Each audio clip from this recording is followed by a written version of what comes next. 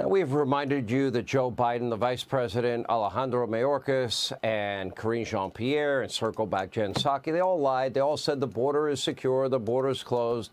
Well, now the border crisis is top of mind for most Americans. Look at this from Gallup. They asked 1,000 U.S. adults, unprompted, to name the biggest problem facing the country, again, off the top of their heads. More of them said illegal immigration than anything else. There's a reason for that concern. Here's what one general just said about the continuing terror threat from ISIS, which can easily exploit Joe's wide-open borders with unvetted illegals coming, from even our top geopolitical foes. Take a look. ISIS-K in particular, but ISIS in general, has a strong desire to attack our homeland.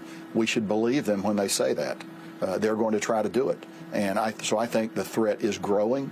It's begun to grow as soon as we left Afghanistan and took pressure off ISIS-K. So I think we should expect further attempts of this nature against the United States as well as our partners and other nations abroad. I think this is inevitable. And FBI Director Wray, in the last 2 congressional appearances, has been echoing that threat. It's never been this bad or this loud in his career. It's not just the threat of terrorism causing concern. Look at this. ICE announced in their latest annual report, remember, the government doesn't keep statistics on violent crimes of illegals, but they point out they arrested illegals in this country who committed nearly 50,000 violent crimes, everything to murder, from murder to kidnapping, assault, and much more. One illegal, by the way, in the state of Alabama, now stands accused of raping a disabled 14-year-old girl. Yet Biden and his Democratic pals, they're all in on enabling the crisis. In the state of Massachusetts, a former soldier's home is now being turned into a so-called emergency shelter for illegals. And while so-called asylum seekers, they get free housing there, they're also getting a free ride from a local judge in Texas who just yesterday said a bunch of the illegal immigrants, remember the ones rushing the border in front of the Texas National Guard? Yeah, they've all been set free in El Paso.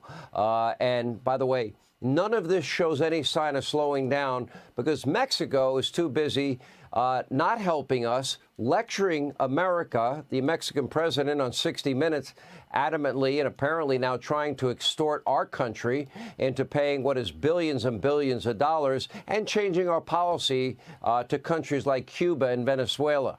By the way, here's how former President Trump responded to the Mexico president's threat. On 60 Minutes, the president of Mexico, and says we're not going to shut down our border until you change your policy on Cuba and change your policy on Venezuela. Is it okay for the Mexican president to dictate American policy? He said he wants $10 billion essentially just to talk. $10 billion to talk. And that's come out since. And no, that wouldn't happen with me. They would never say that to me. They would never say, before we even talk, they want $10 billion a year. Mexico just asked for $10 billion a year. They would never ask it. I wouldn't give them 10 cents. They know that. Here with reaction, Fox News contributors Ari Fleischer and Kellyanne Conway. All right, Kellyanne Conway, so if we look at it, we've got, let's see, nearly 50,000 Joe Biden unvetted illegals arrested for homicide, rape, kidnapping, violent assault. And we're getting lectured by Mexico on what our Cuba policy, Venezuela policy ought to be. And, they want tens of billions of our tax dollars. Wow. Would that happen under Trump? I doubt it. No, and we have proof of that. It didn't happen under Trump. Every time I hear, if Donald Trump were the president, this may not have happened, I say, well, let's roll the tape. It didn't happen. In fact, Sean, Ari, we're in our 9th year now of Donald Trump having elevated into the national consciousness and to the top of the polls now, border security and immigration. And he did it to international criticism, if not ridicule.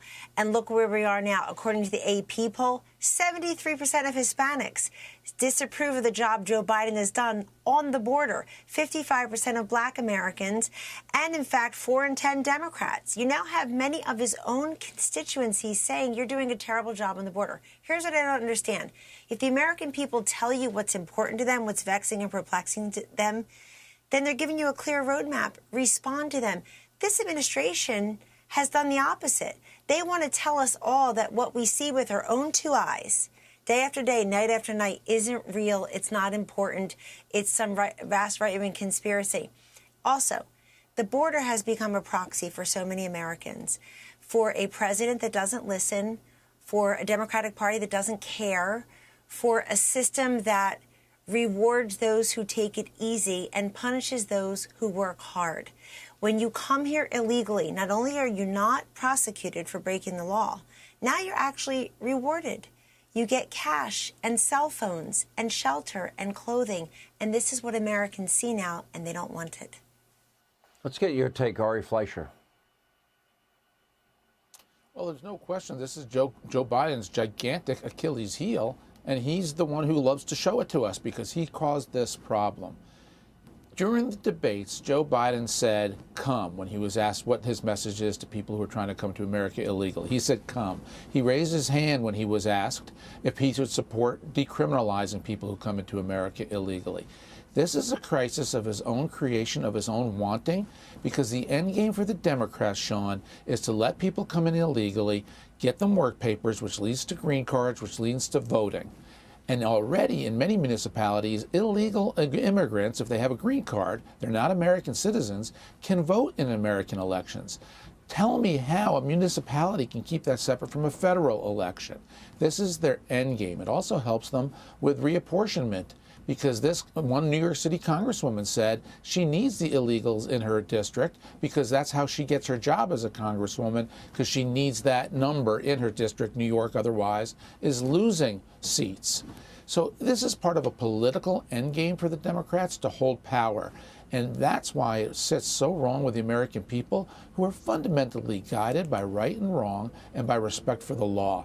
And when there's wanton disrespect for the law from the commander-in-chief, yeah, it hurts the president, and that's what's happening to Joe Biden. Americans, take a good look at what Joe Biden has created here. Look at the no bail laws and defund, dismantle, reimagine the police. How's that working out? How's the economy working out? Are you better off than you were 4 years ago? Well, in 217 days, this country's at an inflection point. It matters. All right, Ari, thank you. Kellyanne, always great to see you. Hey, Sean Hannity here. Hey, click here to subscribe to Fox News YouTube page and catch our hottest interviews and most compelling analysis. You will not get it anywhere else.